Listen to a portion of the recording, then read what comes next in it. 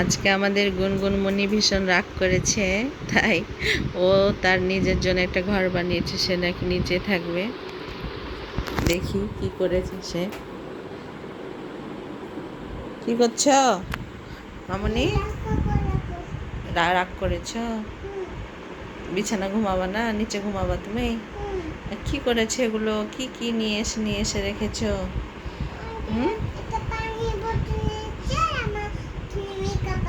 Makeup আছে, আবার পরার জন্য তুমি টেবিলও বানিয়ে ফেলেছ, তাই? আর এটা কি লাগে যে জামা কাপড় আছে?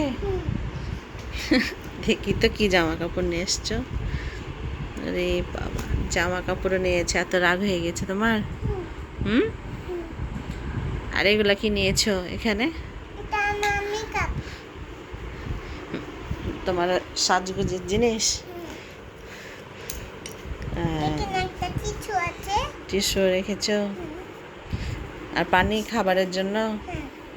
তো এখানে থাকবা তুমি আজ থেকে, তাই? ওপর আর উঠবা না বিছানায়? এত রাগ হয়ে গেছে? এত রাগ করতে হয় না বাবা। কেন এত রাগ করতে হয়? তোমার সামনে এক্সাম আছে না, ভালো করে পড়তে হবে। এত রাগ করতে হয় না। আসো, চলে আসো, এগুলো গুছিয়ে নাও, গুছিয়ে নাও। কেন? কি পড়ছো তুমি? এক্সামের পড়া? বাবা, বাহ, এটা ভালো, পড়তে হবে তাই না?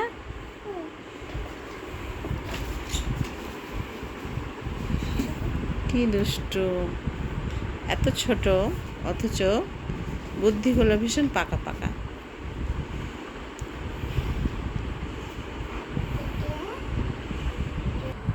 বাবা চলে আসো, হয়ে গেছে মা, অত রাগ করতে হয় না।